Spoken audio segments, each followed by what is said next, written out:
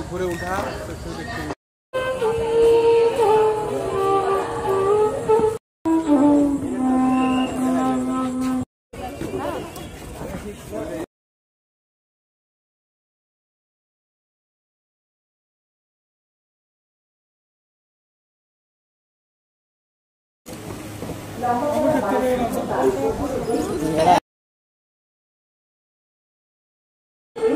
সবচেয়ে সুন্দর দর্শনার্থীদের প্রতি একটি ঘোষণা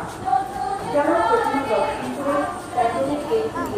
এই রাস্তার বাহাতে গেলে পাবেন জাতীয়